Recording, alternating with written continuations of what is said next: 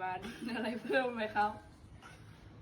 มีเมนูอะไรแนะนำบ้างไหมครับ มีข้าวเหนียวมะม่วงครับ ถ้างั้นผมขอที่หนึ่งครับ โอเคครับ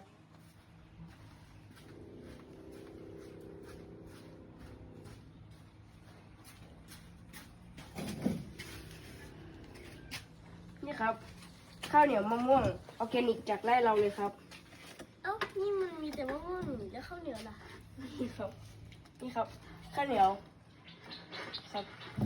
อ๋อรู้ไหมว่าเป็นข้าวเหนียวมะม่วง อันนี้ข้าวเหนียวมะม่วงอันนี้ครับ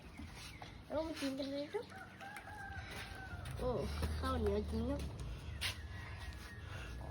ใช้มือได้ไหมครับ ได้ครับ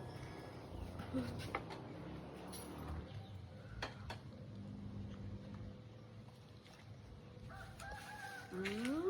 ม